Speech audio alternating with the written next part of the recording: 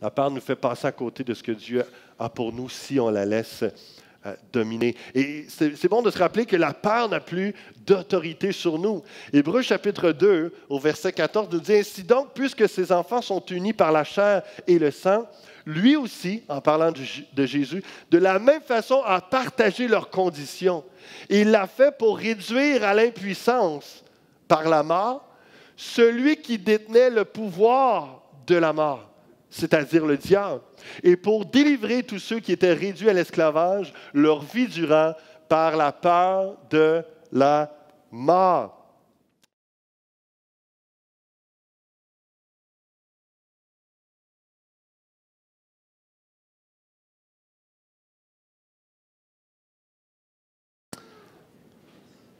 Continue cette série que j'ai débutée la semaine passée, le chrétien, le Québec et le chrétien.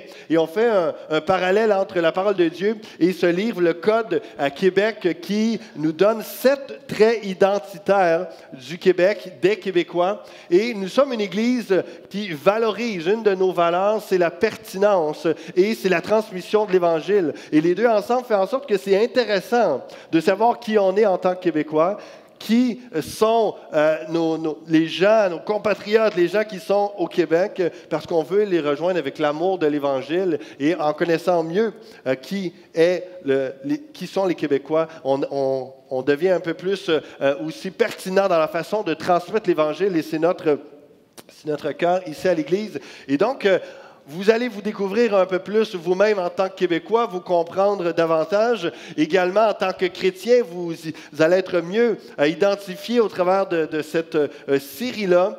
Et la semaine passée, on a parlé, entre autres,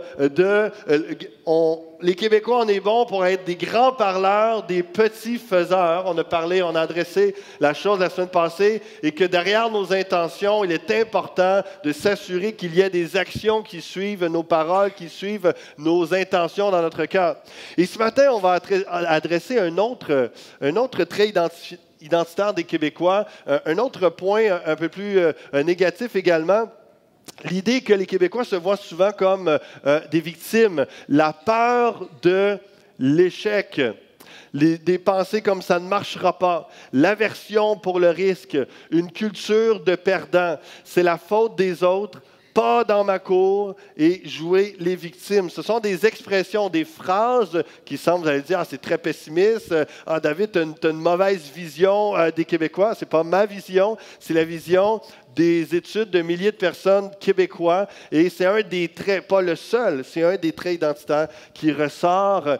Et lorsqu'on regarde au niveau de gens qui font des dépressions, qui ont des crises d'anxiété, qui souffrent de toutes sortes de peurs, de craintes, c'est un bon reflet de notre société des Québec. Et c'est bon d'adresser cela ce matin parce que la Bible nous parle de la peur. Jésus a eu peur également et on va voir ensemble qu'est-ce qui est bon pour nous là-dedans ce matin.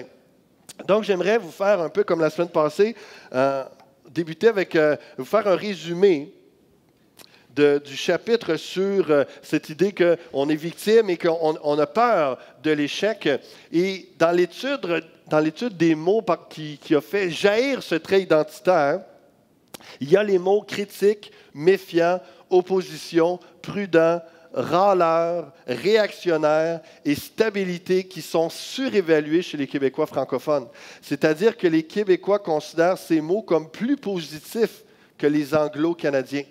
Victime est le dénominateur commun de tous ces mots et ça devient un trait identitaire. Et ça disait, Dominique Anglade a dit, « Comment reconnaît-on un Canadien dans une foule? Il dit « I am sorry » quand on lui pile sur les pieds. » Jean-Jacques Streliski, un des grands gourous de la publicité québécoise qui a fait carrière dans les plus importantes agences québécoises et françaises, qui est aujourd'hui professeur associé à HEC Montréal, a constaté lui aussi ce trait de caractère parmi les plus négatifs chez les Québécois. Il dit « J'ai toujours trouvé que les Québécois sont plus durs envers eux-mêmes et font souvent preuve d'autoflagellation. Ils ont un manque flagrant d'ambition et beaucoup de défaitisme. » Et il va dire la publicité en général et la publicité québécoise en particulier, merci Christiane, c'est gentil, est probablement un des meilleurs reflets des traits et des réflexes culturels d'une société. À l'instar du film, de la télé et du roman, la publicité est un lieu où s'exprime la conception et l'interprétation qu'une société se fait d'elle-même, soutenait Luc Dupont dans sa thèse de doctorat publiée en 2000. C'est-à-dire que lorsqu'on regarde à la télé les émissions, les téléromans, mais les publicités qui sont faites au Québec, et en passant, on est créateur de publicité au Québec, selon ce livre-là, on n'aime pas beaucoup importer des publicités, puis juste mettre des voix québécoises. On aime que les visages, les faces des personnes, ce soit des Québécois, des comédiens qu'on connaît, etc. Et on est réputé pour ça. Et donc, souvent, on refait nos propres publicités à la québécoise. Mais on voit à l'intérieur de ça, ça définit qui on est, qui on projette. Ce n'est sûrement pas un hasard si la publicité québécoise est justement marquée par une panoplie de personnages aussi attachants que navrants, mais souvent dépeints jusqu'à la caricature comme des perdants. Il y a le beau-frère moustachu, l'un des multiples personnages interprétés par Benoît Brière dans la campagne de Monsieur B au milieu des années 90, ou Roger le mécano qui servait de souffle-douleur à Martin Matt dans les annonces de Honda. Benoît qui fait constamment étalage de sa fausse érudition dans les publicités des fromages d'ici, ou encore Rod et Chico dans la publicité web Chessbras, qui font partie de la même catégorie de personnages simplistes de perdants. Il y a les hommes silencieux et toujours dans l'ombre de leur douce moitié, comme le Roland à Clémence Desrochers dans les anciennes annonces de l'Auto-Québec. Il y en a qui vont se rappeler de ça. Et plus récemment, Nico, le mari effacé de Caro dans la campagne de Desjardins. Ce qu'il est en train de dire, c'est que souvent, on met des personnages masculins comme des gnochons, des gars qui ne sont pas capables de rénover, des gars qui font... on voit le gars, il est en train d'installer une tablette, mais là, il est tout croche, puis là, il a tout le temps besoin d'aide, etc. On voit ce genre d'annonce-là, et où la femme est vraiment performante, et le petit gars, et le mari suit en arrière. Et c'est un trait caractéristique de notre province. Et on met ça... j'allais dire au grand écran, mais on met ça à la grande vue d'un peu tout le monde, mais c'est pour dire un peu comment les gens se perçoivent et se voient, et qui va avec un peu mêlé d'humilité, de modestie, mais manque d'ambition et de virilité, peut-être qu'on ferait dire. C'est la même formule qu'utilise aujourd'hui le comédien Daniel Savoie avec le personnage de Patrice Lemieux, le faux joueur de hockey qui nous demande de ne retenir qu'un seul mot: Montréal, auto, prix. Toutes ces campagnes illustrent la place de l'humour dans la publicité québécoise, mais elles mettent en scène aussi des personnages paradoxaux. Les Québécois sont dépeints comme étant à la fois modestes et sympathiques, loin de l'image du winner à l'américaine. C'est peut-être dérangeant, mais qu'on le veuille ou non, cela fait partie de notre bagage culturel. Et lorsqu'il parle de la culture du perdant, il y a un historien, Éric Bédard, qui va dire les 14 000 colons qui se sont établis en Nouvelle-France devaient avoir une grande indépendance d'esprit pour venir dans une région sauvage, lointaine et mystérieuse. C'étaient des gens fiers et indépendants qui n'étaient pas très obéissants au regard des administrateurs français, commence-t-il à raconter. C'est par la suite que ça se gâte. Il y avait cependant une grande contrainte, en l'occurrence l'Église catholique, qui agit comme un véritable verrou. Contrairement aux protestants qui ont un rapport direct avec Dieu, les catholiques doivent obéir et suivre comme un troupeau les prescriptions du clergé, poursuit-il. À la suite de la rébellion des patriotes de 1837-38 et de la réunion des deux Canada en 1840, les Canadiens français retourneront à l'agriculture, et ce jusqu'à la Révolution industrielle. Ils seront essentiellement au service des Britanniques et de l'Église catholique. Ce sont les Anglais qui contrôleront le grand commerce, les ressources naturelles, l'accès aux capitaux et la direction des affaires. Ce sont les prêtres, avec la complicité du maître anglais, qui contrôleront la société, imposant le dogme catholique. Un siècle de survivance et de conservatisme où les aventuriers coureurs des bois n'étaient plus que de simples sujets de la couronne britannique et des pécheurs de l'Église catholique. Selon l'historien, les Québécois n'ont pas appris à se débrouiller seuls, en plus de subir les contraintes de l'Église. Si nous sommes aujourd'hui trop souvent des victimes, c'est que nous n'avons jamais été collectivement responsables de notre destin, du régime français au Canada d'aujourd'hui, dit-il.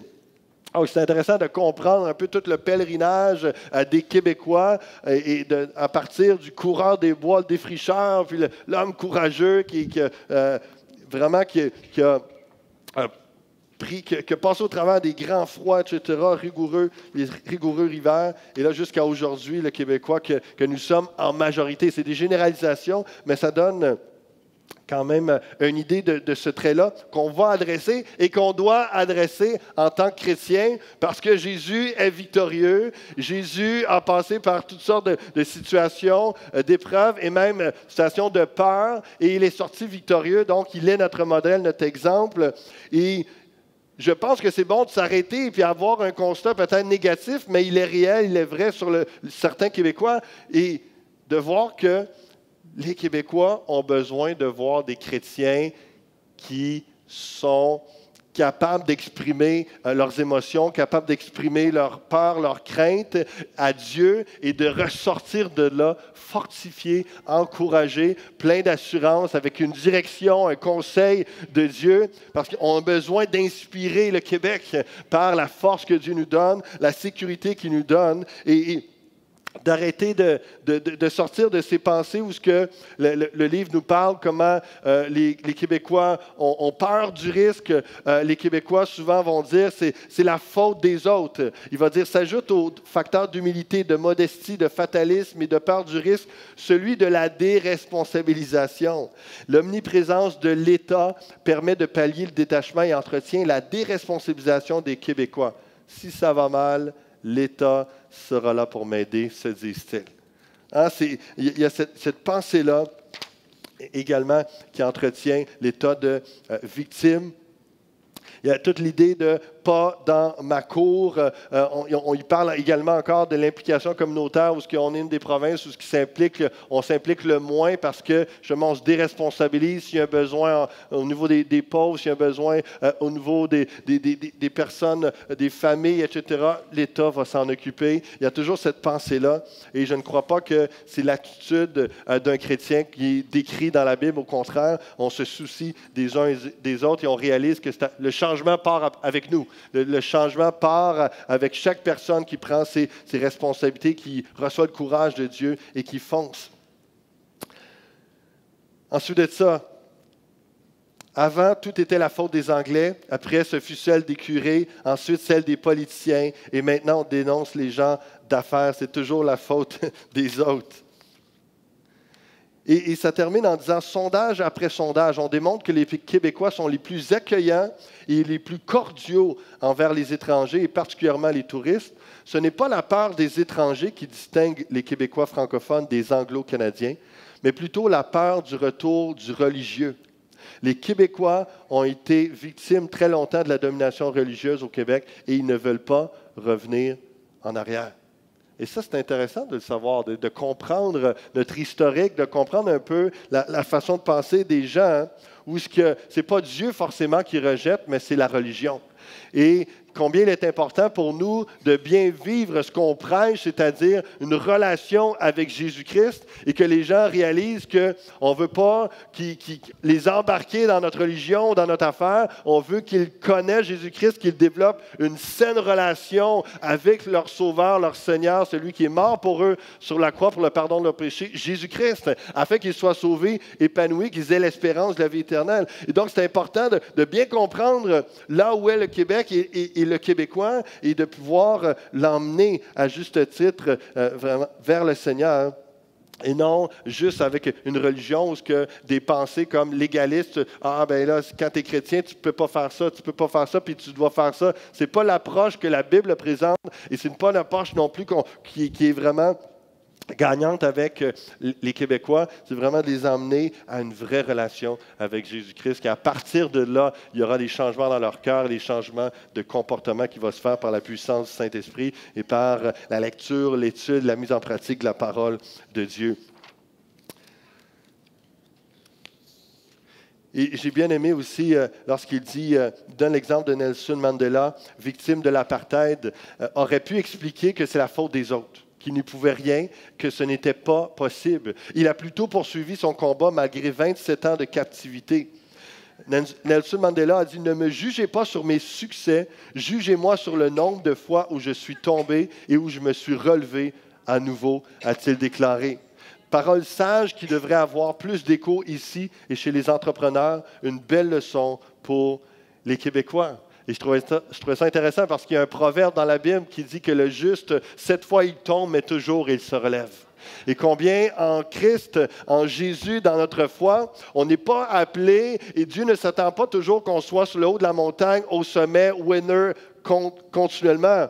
Mais c'est que lorsque on tombe, lorsqu'on chute, lorsque on arrive avec un échec dans notre vie, on est appelé à se confier dans le Seigneur et à le laisser nous fortifier, nous restaurer et nous aider à ce qu'on se relève et qu'on continue la route, le cheminement et la mission qu'il nous a donnée sur terre. Le juste, cette fois, il tombe, mais toujours, il se relève.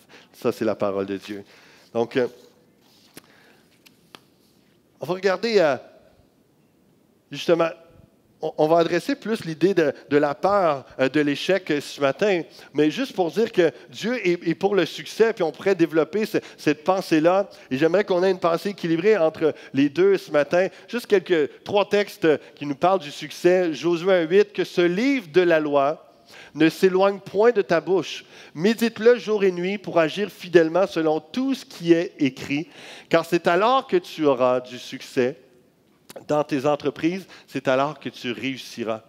1 Samuel, chapitre 18, verset 30, ça nous parle du roi David avant qu'il soit roi, justement, dans son élévation. Les princes des Philistins partaient en campagne et chaque fois qu'ils sortaient, David avait plus de succès que tous les serviteurs de Saül et son nom devint très célèbre. C'est Dieu qui a donné succès à David, c'est Dieu qui l'a fait monter en gloire et rendu célèbre. Donc, Dieu n'est pas contre le succès. Et même Proverbe 8, verset 14 va dire, en parlant, en personnifiant la sagesse qui est le Seigneur lui-même, « Le conseil et le succès m'appartiennent. Je suis l'intelligence, la force est à moi. » Le conseil et le succès m'appartiennent, nous dit le Seigneur. Donc, Dieu a une pensée pour le succès et il y a un succès qu'on peut vivre dans notre vie spirituelle, dans notre communion avec Dieu, dans notre travail, dans nos relations, dans notre couple, dans notre mariage. Il y a une portion de succès de tout ce qu'on entreprend qui peut être réalisé alors qu'on met Dieu en premier, qu'on applique la parole de Dieu. Il y a cette pensée-là qu'on pourrait développer dans la parole. Mais Dieu n'est pas forcément contre l'échec et la peur non plus, parce que souvent ils sont utiles pour que l'on s'appuie sur lui. Et c'est ce qu'on va voir que combien de fois que oui, Dieu nous apprend des choses par nos succès, mais également dans nos échecs et dans nos craintes, combien ils sont utiles pour nous pousser à terre au pied du Seigneur et combien là, lorsqu'on se relève, on est un autre homme, une autre femme, une personne transformée, renouvelée, fortifiée avec a man with a mission, vraiment un homme, une femme avec une mission, quelque chose de clair, et on se relève. 1 Corinthiens, chapitre 2, l'apôtre Paul nous dit ceci, puis je trouvais ça vraiment très intéressant de s'arrêter ensemble avec ce texte ce matin. « Je n'ai pas eu la pensée de savoir parmi vous autre chose que Jésus-Christ et Jésus-Christ crucifié. » Paul est dans son premier voyage à Corinthe, il leur apporte la parole, et à Corinthe, c'est les philosophes, c'est le sophisme, c'est la grande sagesse, et les gens qui parlent bien avec éloquence de la philosophie, où ils nous étourdissent, puis ils nous impressionnent par leurs paroles, il y en a des tonnes, partout il y en a. Et Paul arrive, il dit, « J'étais auprès de vous dans un état de faiblesse, de crainte et de grand tremblement. » Il faisait vraiment contraste avec les autres qui se faisaient payer pour dire des grands discours grecs, très savants, sages. Et lui arrive et juste Jésus-Christ et Jésus-Christ crucifié. Mais voici ce qu'il dit. « J'étais dans un état de faiblesse, de crainte et de grand tremblement, et ma parole et ma prédication ne reposait pas sur les discours persuasifs de la sagesse, mais sur une démonstration d'esprit et de puissance. » Et dans Acte 18, ça nous parle justement, ce contexte. Les actes sont le récit du parcours de l'apôtre Pierre et de Paul, entre autres. Et on voit que lorsque l'Épître aux Corinthiens, le texte que je viens de vous lire, c'est Paul qui écrit aux Corinthiens, et là, on a son enseignement, ce qu'il leur communiqué. Mais là, dans Acte 18, on a le contexte. Vous pourriez lire les versets auparavant. Hein. Il montre l'histoire, comment ça s'est passé. Et alors que Paul est à Corinthe, où ce qu'il va enseigner les Juifs, et les Juifs sont pas intéressés, puis se moquent de Paul avec son histoire de Jésus. Il y a quelques conversions dans le chef de la synagogue, mais il décide d'aller vers les non-juifs et de prêcher l'Évangile. Et alors qu'il avait de l'opposition, le Seigneur dit à Paul en vision pendant la nuit, « Ne crains point, mais parle et ne te tais point, car je suis avec toi et personne ne mettra la main sur toi pour te faire du mal. Parle, car j'ai un peuple nombreux dans cette ville, et il y demeurera 1 an et 6 mois, enseignant parmi les Corinthiens la parole de Dieu. » Et vous et moi, il y a des moments de notre vie, vous l'avez peut-être entendu, ou vous allez l'entendre ce matin, où est-ce qu'on est dans une situation de faiblesse, une situation de crainte, de grand tremblement, on se sent incompétent, on ne se sent pas à la hauteur de ce qui est devant nous, mais il y a une parole qui se fait entendre et qui nous dit « Parle, parce que je veux que tu sois là, ne crains point, je suis avec toi. » Je suis avec toi. Et c'est moi qui vais mettre mes paroles dans ta bouche. Je vais te fortifier. Il y a une œuvre, il y a des gens qui ont besoin d'entendre ce que tu as à dire. Et que chacun d'entre vous, lorsque vous êtes dans vos études, dans votre travail, dans votre cercle d'amis, dans votre cercle de retraités, si c'est votre cas, peu importe la saison, peu importe le contexte, Dieu veut que vous parliez. Dieu vous donne une parole et que sans crainte, sans honte, sans gêne, vous puissiez parler parce qu'il y a des gens qui ont besoin d'entendre ce que vous avez à dire. Et je prie qu'il y ait cette conviction qui vienne, comme Paul a eu cette vision, ne crains point, mais parle. Ne crains point, mais parle. Et combien il avait besoin d'entendre cela, parce que juste avant, il nous dit, j'étais dans un état de faiblesse, de crainte et de grand tremblement. Et on sait très bien que lorsqu'on entend la voix de Dieu qui nous parle, qui nous convainc, il y a une paix qui vient. Au-delà même de ces réactions physiques, il y a une réalité spirituelle. Et Paul, physiquement, il était faible, il était craintif, et il tremblait. Mais spirituellement, il y a eu une démonstration d'esprit et de puissance. Et comprenez que se peut-il que la crainte serve à faire confiance à Dieu et à voir enfin sa puissance? C'est difficile si on est toujours en force, toujours en feu, toujours au-dessus de nos affaires, de réellement être dépendant de Dieu, parce que ça va tellement bien. Ça va tellement bien. Donc, ne soyez pas surpris que Dieu se glorifie davantage dans vos faiblesses, parce que la Bible dit que alors que je suis faible, c'est là que je suis fort. Et que Dieu manifeste sa puissance alors que nous sommes faibles. Alors, si vous souffrez d'anxiété, vous avez régulièrement des craintes, vous avez peur de bien les choses. Moi, j'ai peur à chaque fois que je viens prêcher. Peur des choix, j'ai peur de savoir. Je ne viens pas vous parler de botanique ou de la game d'hier soir. J'ai envie de parler la parole de Dieu. Quand je recule, j'ai peur d'écraser mes enfants. Quand je me lève, je regarde ma semaine, puis j'ai peur de « Ouf! Est-ce que je vais avoir vraiment toute la sagesse, le discernement? Est-ce que je vais dire les bonnes choses? Est-ce que je vais prendre les bonnes décisions? » Il y a des craintes continuellement. Il y a presque deux ans, dans un temps de jeûne et prière, alors que je n'étais même pas conscient que j'avais peur, moi, j'avais toujours été un homme courageux. J'aimais faire des choses plus jeune un peu avant d'être papa. J'aimais ça, faire des choses risquées, etc. J'étais courageux. Puis en 2017, janvier, donc presque 2 ans maintenant, un temps de jeûne et prière, le Seigneur est en train de me parler. Là, vous savez, lorsqu'on est rendu justement dans un état de faiblesse, dans le jeûne, où on s'abandonne à Dieu, et puis là, toutes les distractions sont parties, il reste juste Dieu et nous, et Dieu nous parle. Et là, il est en train de me montrer différents comportements dans ma vie, puis différentes attitudes. Puis il me dit ça comme ça, il dit « David, c'est parce que tu as peur que tu fais ça. » Moi, j'ai peur. Moi, David No, j'ai peur. Première fois de ma vie que je réalisais que j'avais des craintes, que j'avais des peurs. Et là, Dieu commençait à me montrer plein de choses. À fond, j'ai peur de pas mal d'affaires.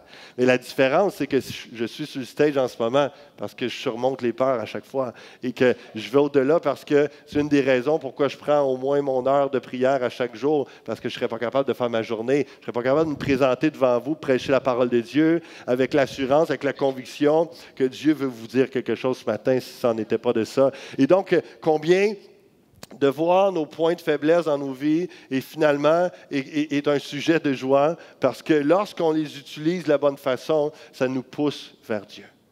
Ça nous pousse dans la prière, ça nous pousse dans les bras du Seigneur. Dans les plus grandes ténèbres, le ciel est le plus étoilé.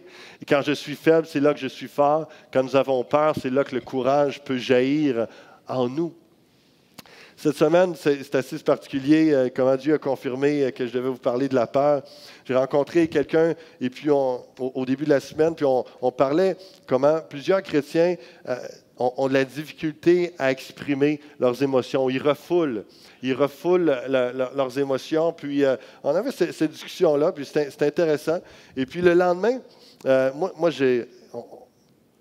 la personne ne savait pas que j'allais parler sur la peur de l'échec, tout ça. Puis le lendemain, je réfléchis à ce qu'on s'était dit. Puis j'arrive, puis là, Dieu m'emmène dans le prochain passage qu'on va voir dans quelques instants avec Jésus dans le jardin de Gethsémani, où Jésus a eu peur. Et puis là, c'est « wow ». Et puis, je fais juste lui écrire ça à la personne. Puis, je dis, hey, Seigneur vient de me donner un texte, puis c'est intéressant la discussion qu'on a eue. Je vois le lien et tout ça. Puis, elle me dit, c'est drôle que tu me parles, que tu vas parler de la peur. Elle dit, je suis assis dans un congrès et l'acétate qui est là, puis elle m'envoie l'acétate.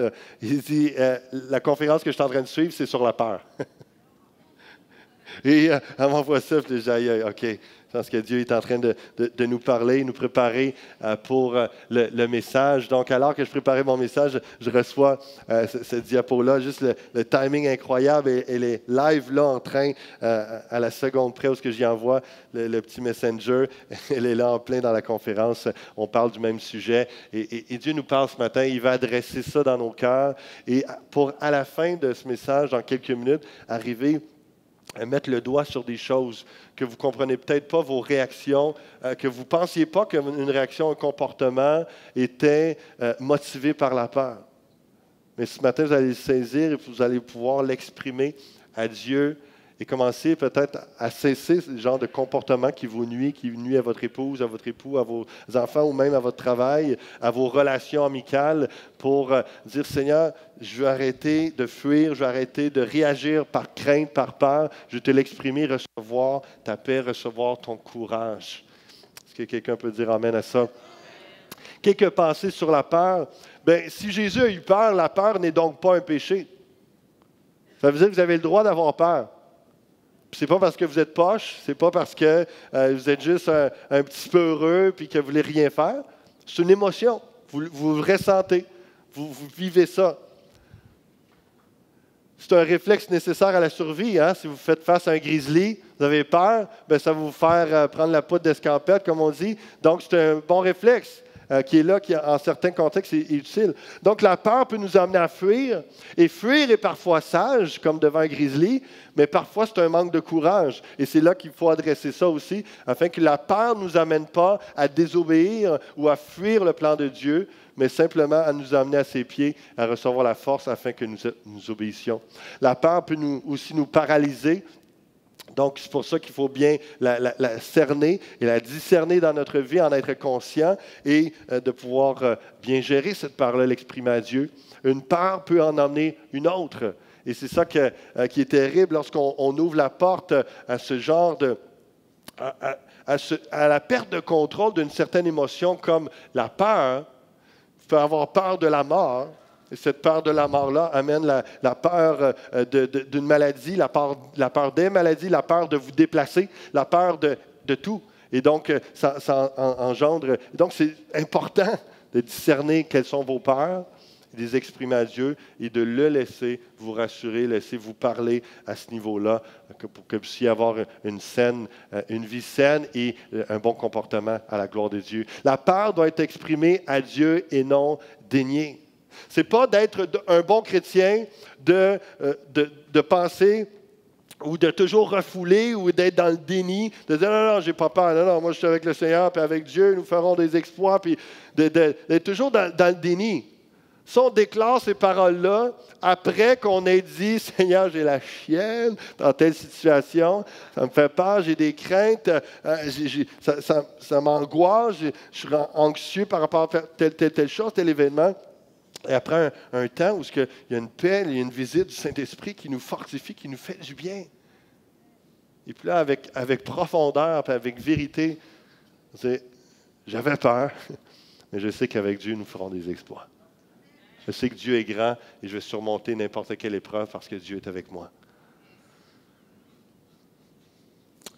Parce que, vous savez, si on laisse aller la peur a fait enfoncer Pierre dans l'eau lorsqu'il a marché sur l'eau, mais finalement, les vagues, tout ça, il a eu peur et le vent, il s'est enfoncé. La peur a fait cacher son talent à l'intendant.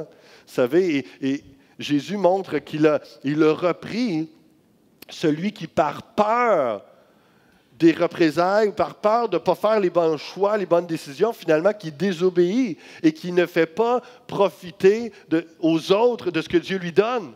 C'est aussi, il y a une conséquence à nos vies lorsque la peur nous envahit au point que Dieu vous a donné, il vous a confié quelque chose, un don, un projet.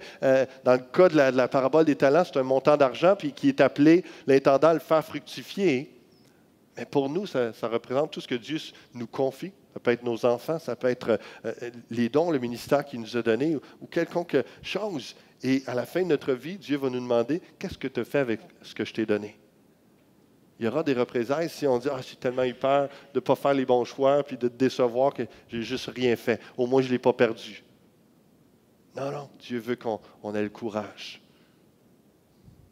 d'utiliser, d'investir dans la vie des autres avec ce qu'il nous a donné. La peur nous fait passer à côté de ce que Dieu a pour nous si on la laisse dominer. Et c'est bon de se rappeler que la peur n'a plus d'autorité sur nous. Hébreux chapitre 2, au verset 14, nous dit « Ainsi donc, puisque ces enfants sont unis par la chair et le sang, lui aussi, en parlant de Jésus, de la même façon a partagé leurs conditions. Et il l'a fait pour réduire à l'impuissance par la mort celui qui détenait le pouvoir de la mort, c'est-à-dire le diable, et pour délivrer tous ceux qui étaient réduits à l'esclavage, leur vie durant, par la peur de la mort. » Vous savez que c'est une des deux plus grandes peurs des gens dans le monde, c'est la peur de la mort, la peur de mourir. Et la deuxième peur, c'est de parler en public. Et donc, imaginez de mourir en public, ça doit être atroce. J'espère que je ne mourrai pas devant vous un jour. J'espère vous épargner cela. Mais la peur de la mort. Mais ce que je trouvais beau là-dedans, c'est que, vous savez, la peur de la mort, c'est le summum de la peur. Et ultimement, si Jésus nous a libérés de la peur de la mort, il peut nous libérer de toute autre peur. Donc, s'il a vaincu le diable, et c'est ça la beauté de l'Évangile, c'est que Jésus, par sa mort volontaire, où il s'est livré, a livré son corps, s'est fait crucifier à notre place, a subi notre châtiment, il est mort. Mais c'était pour, dans sa mort, engloutir toute la mort. Conséquence. Et par sa résurrection, la puissance de l'Esprit de Dieu qui a ressuscité juste entre les morts, a comme fait un pied de nez à la mort. Et au diable, il dit, regarde, je suis plus puissant que toi. J'ai autorité sur toi. Et même la mort ne peut pas m'envahir, ne peut pas me toucher, qui fait en sorte que tous ceux qui placent leur foi en Jésus-Christ n'ont plus à avoir peur de la mort parce qu'ils ont la vie éternelle. Et qu'au-delà de la mort physique, on a l'éternité avec Dieu. Et donc, on a vécu des funérailles cette année plus que d'autres années. Et c'est toujours un moment de tristesse, mais en même temps, à chaque fois, j'entendais des membres de la famille, des gens se réjouir parce qu'ils connaissaient le Seigneur. Ils connaissaient le Seigneur. Puis ils nous ont devancés auprès de Dieu. Et ça sera toujours notre plus grande consolation. Ça sera toujours notre plus grand réconfort. De savoir que même si on meurt, peu importe l'âge, on va rejoindre le Seigneur. Et donc, si vous connaissez bien le Seigneur, vous ne devriez pas avoir aucune crainte, aucune peur. Parce que Jésus a vaincu la mort. Jésus a vaincu la mort. Et on va entrer pour terminer dans Marc chapitre 14. L'histoire qui est fascinante, tellement profonde, et on va la voir sur l'optique comment Jésus a eu de l'angoisse, de la frayeur dans le jardin de Gethsémani. Le contexte, vous le connaissez pour la plupart, où il est à quelques minutes, quelques heures avant d'être pris par des soldats romains qui veulent, et les Juifs qui veulent plutôt le mettre à mort, l'accuser à tort alors qu'il est parfait, il est sans péché, il n'a rien fait de mal, mais c'était pour que tout soit accompli selon la prophétie, qu'il vienne donner sa vie pour le pardon de l'humanité, et ça devait passer par la punition de la croix. Et donc, il est à quelques temps de la crucifixion, de sa mort. Et Jésus, il est prophète également, il sait, il connaît l'avenir, il sait ce qui s'en vient. Il sait exactement ce qui s'en vient. Et dans son humanité, l'angoisse, la frayeur le saisit. Et là, il réagit, même d'autres textes, d'autres évangiles nous parlent comme issu des grumeaux de sang. C'est vraiment intense. C'est une crise d'anxiété solide qu'il est en train de vivre. Ils allèrent ensuite dans un lieu appelé Gethsémane et Jésus dit à ses disciples, « Asseyez-vous ici pendant que je prierai. » Il prit avec lui Pierre, Jacques et Jean. Il commença à éprouver de la frayeur et des angoisses. La frayeur et des angoisses. La frayeur, dans le grec, c'est de jeter dans la terreur ou la stupeur, frapper de frayeur, alarmé complètement, terrifié, être saisi d'épouvante. On s'entend que Jésus avait peur. Angoisse, être troublé, grande détresse, dépression, inquiet, se tourmenter. Il y a trois mots grecs dans le Nouveau Testament et celui qui est dans le texte que je vous parle ce matin, c'est celui qui est le plus fort pour parler de dépression. Et comment Jésus est en dépresse humainement parlant, il est dans une solide déprime, il a peur et sa prière, vous le savez, c'est au départ, il leur dit, mon âme est triste jusqu'à la mort. Comment ça être profond? Comment ça être intense? Je sais qu'il y a des gens qui vivent ça, différentes périodes de leur vie, puis c'est une réalité. Parce qu'on peut dire, mon âme est triste jusqu'à la mort. Tristesse profonde. Puis ayant fait quelques pas en avant, il se jeta contre terre et pria que s'il était possible que cette heure s'éloigne de lui. N'importe qui qui a encore la raison va espérer qu'une souffrance, une tristesse, une mort qui est soudaine peut juste être enlevée. Qu'on puisse être épargné dans une épreuve, une douleur, une souffrance. Tout le monde, d'une façon raisonnable, voudrait ça. Mais Jésus nous donne le modèle où c'est correct de l'exprimer à Dieu que tu souhaiterais ça. Mais sa prière ensuite a toujours été, mais pas ma volonté, que ta volonté soit faite. Que jamais la peur nous amène à nous dominer du fait que ça nous amène à désobéir au plan de Dieu. Mais je reviens à l'expression qui est là, il se jeta contre terre et pria. Synonyme de prosternation, il s'abandonne à son Père et devant son Père complètement. Il prie.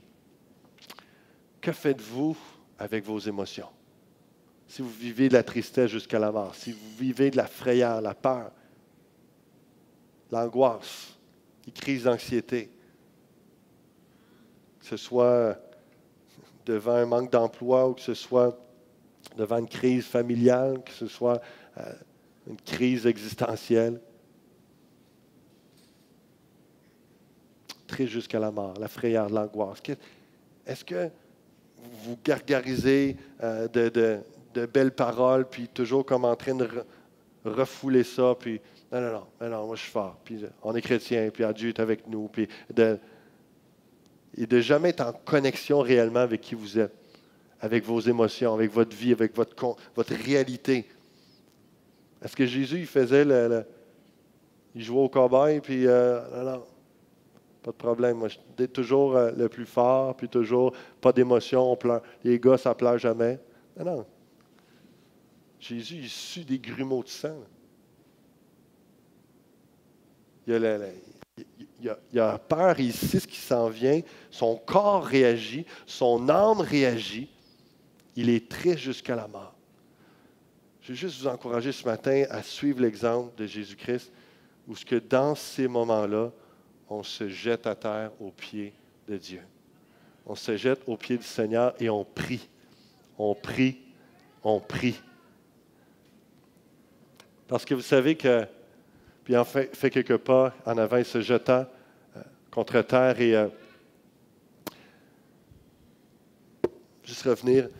Parce que si on ne se jette pas, parce qu'il y en a qui ne se jettent pas aux pieds du Seigneur, dans leur crainte, dans leur frayeur, ils vont jeter dans la nourriture. Ils vont se jeter dans les loisirs. Ils vont se jeter dans l'alcool, la drogue. Ils vont se jeter dans la pornographie. Ils vont fuir. Au lieu de faire face à leur peur devant Dieu, de l'exprimer pour surmonter leur peur et continuer à avancer, ils vont trouver une fuite. Et là, on adresse la peur, peut-être c'est une autre émotion forte en vous ce matin, mais c'est le même principe. De l'exprimer à Dieu, de venir se jeter à ses pieds et non de se vautrer en autre chose et de se jeter à terre dans quoi que ce soit qui ne vous aidera pas, qui va satisfaire spontanément, mais pas forcément, ça ne réglera pas le problème. Mais en allant se jeter à terre aux pieds du Seigneur pour exprimer réellement ce qu'on vit. Le psaume 27, lorsque David dit « L'Éternel est ma lumière et mon salut, de qui aurais-je crainte? L'Éternel est le soutien de ma vie, de qui aurais-je peur? » S'il dit ça, c'est parce qu'il s'est jeté à terre. Il s'est jeté à terre aux pieds du Seigneur.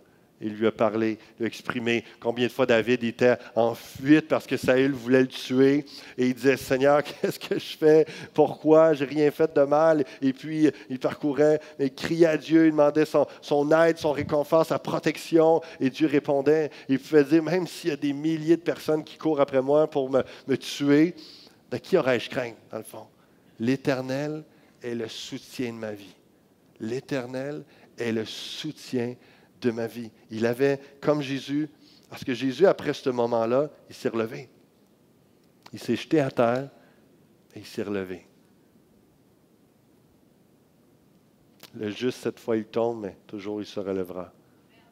Nous, c'est dans un autre contexte où on peut tomber, chuter, mais lorsque nous-mêmes, volontairement, on met le pied, on met le genou à terre pour, devant le Seigneur pour exprimer ce que l'on vit, le Seigneur va nous relever. Le Seigneur va nous fortifier. Au verset 36 dans Marc 14, et je vais inviter le groupe de louanges, on va terminer dans quelques instants ensemble, et j'aimerais qu'on reprenne le chant Hosanna qui parle que dans la présence de Dieu, nos craintes fuient. Hosanna. Il dit, Abba Père, toutes choses te sont possibles, éloigne de moi cette coupe, toutefois non pas ce que je veux, mais ce que tu veux. Et il vint vers les disciples qu'il trouva endormis, et il dit à Pierre, Simon, tu dors? Tu n'as pu veiller 1 heure. Vous savez, si on regarde sur l'angle psychologique de la situation, il y a plusieurs personnes qui vivent ça aujourd'hui, que devant la tristesse profonde, devant l'insécurité, devant l'inconnu, les gens fuient dans le sommeil. Et c'est exactement ce que Pierre, Jean et Jacques ont fait. C'est qu'au lieu d'être en prière et de veiller comme Jésus leur avait demandé, c'est que ça les dépassait. Ils ne comprenaient pas trop ce qui allait se passer. Et puis, pour eux, c'était tellement triste, tellement c'était pesant, puis alourdi, ils s'endormaient. Et combien c'est important qu'il y ait ce principe qui est enseigné partout dans le monde d'encourager les disciples de Christ et au moins les leaders d'avoir un temps, 1 heure par jour dans sa présence. Parce que ça nous aide justement à ne pas céder à la tentation. Ça nous aide à être ferme dans ses voies. Ça nous aide à être vigilants, à rester éveillés spirituellement. Simon, tu dors, tu n'as pu veiller 1 heure. Parce que Simon et ses collègues n'ont pas suivi le conseil de Jésus, ils n'ont pas suivi le modèle de Jésus à ce moment-là. Et alors que Jésus, lui, sort de son moment de prière et de grande frayeur, il ressort fortifié et prêt à accomplir la mission, prêt à mourir. Les disciples, eux, sont prêts à fuir encore. Ils ont fui dans le sommeil et plus tard, ils fuient d'une autre façon. Veillez et priez afin que vous ne tombiez pas en tentation. L'échec pour le chrétien, c'est de tomber en tentation. c'est de désobéir, c'est de pécher, c'est de manquer la cible dans le grec amartia, manquer la cible. L'esprit est bien disposé, mais la chair est faible. Et s'éloignant de nouveau, il fit la même prière, il revint et les trouva encore endormis, car leurs yeux étaient appesantis. Ils ne surent que lui répondre. Est-ce que ça se peut que des fois, devant la peur, la crainte, devant quelque chose qui vous terrifie, qui vous inquiète, qui vous tourmente, vous fuyez dans le sommeil, fuyez dans quelconque avenue autre que d'aller comme Jésus au pied du Père et lui parler, lui exprimer la crainte. Et on voit le contraste quelques versets plus tard dans la conclusion de l'histoire, parce que Jésus s'est relevé, fortifié. Les soldats viennent le chercher. J'étais tous les jours parmi vous enseignant dans le temple et vous ne m'avez pas saisi, mais c'est afin que les Écritures soient accomplies. Jésus est serein avec ce qui arrive parce qu'il sait qu'il est en train de faire la volonté de Dieu. Il a eu peur, mais il ne s'est pas laissé dominer par la peur et il regarde à sa mission qui est de mourir pour l'humanité. Il dit, c'est correct que ça se passe comme ça parce que c'est comme les Écritures, pour que les Écritures soient accomplies. Mais alors, tous l'abandonnèrent et prirent la fuite. Les disciples avaient fui dans le sommeil, et là, devant l'épreuve, fuient encore. Le théologien L. va dire, ce court verset est l'un des plus affligeants de tout le Nouveau Testament, mais il constitue en même temps l'une des preuves les plus décisives que Jésus est bien ressuscité des morts. S'il ne l'était pas, plus personne n'aurait entendu parler des disciples. Le christianisme se serait terminé là. Tout le monde a abandonné, tout le monde a fui, tout le monde a eu peur. Mais parce que Christ est ressuscité et qu'il a pu visiter ses disciples par après et les rassurer, les encourager et leur donner la puissance du Saint-Esprit, comme nous avons l'opportunité de l'avoir dans nos vies aujourd'hui, chaque jour, être renouvelé, on peut surmonter nos peurs et avancer. La puissance de la résurrection fortifie notre âme dans nos peurs. Juste vous rappeler, j'aimerais qu'on prie ensemble en quelques instants. Jésus est notre succès et notre sécurité dans nos peurs. Que vous soyez un entrepreneur, que vous soyez un responsable d'un ministère, que vous soyez parent, marié, quelconque responsabilité que vous avez qui vous fait peur, de pouvoir l'exprimer au Seigneur, de se jeter aux pieds du Seigneur en prière, de recevoir la grâce de Dieu. Ça va vous permettre de continuer, malgré que vous ayez eu peur. Et de voir que, avant ça, je repoussais tout le temps ça, parce que ça me faisait trop peur. Et j'ai pris le temps juste de le confesser au Seigneur, de l'exprimer. Et quand je me suis relevé de ce moment de prière, d'intimité, j'étais un homme changé. J'étais fortifié, j'étais en paix, prêt à vivre les conséquences qui allaient aller avec les décisions, sachant que c'était la bonne décision. Alléluia. Prions ensemble quelques instants. Seigneur, encore une fois, merci. Tu as surmonté ta peur, l'angoisse qui t'a assailli en jardin de Gethsémani. Tu as surmonté ça pour nous permettre d'être sauvés, d'être pardonnés, parce que ça t'a permis d'aller jusqu'à la croix. Volontairement, tu t'es donné. Tu as versé ton sang pour nous purifier tout péché. Et on te dit merci ce matin. Merci pour l'exemple que tu es pour nous de courage. L'exemple que tu es devant le Père dans la prière où tu n'as pas été dans le déni, jouant au super chrétien. Il y avait des souffrances et la mort était devant toi et tu avais peur, tu étais angoissé dans ton humanité. Comme nous sommes humains avec des corps qui réagissent à toutes sortes de situations. Et tu nous as montré à l'exprimer au Père. Et à le laisser nous rassurer. Seigneur, ce matin, on s'abandonne à toi. On s'abandonne à toi, oh Dieu. On te remet nos peurs, nos craintes. On vient à tes pieds. On te remet nos peurs. Nos peurs de l'échec.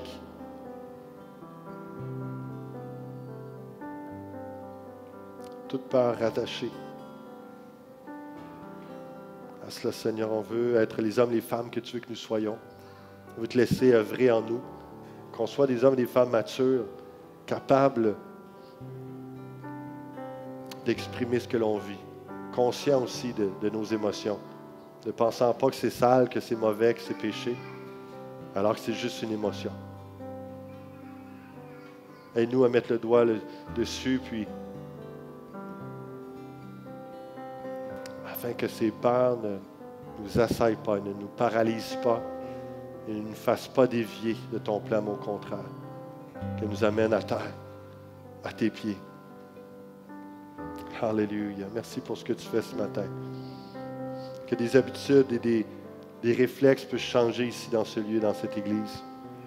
Certaines personnes qui avaient toujours justement peur de te parler de ces choses-là, d'avouer leurs craintes. Là, qui vont commencer à le faire humblement, ouvertement, pour les surpasser.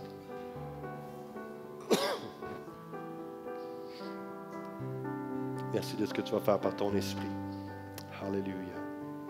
Alléluia. Tu as brisé le pouvoir de la peur, de la mort. Tu as vaincu la mort. Alléluia. Gloire à toi, Seigneur. Remplis-nous ce matin de ton esprit. Apprends-nous à prier.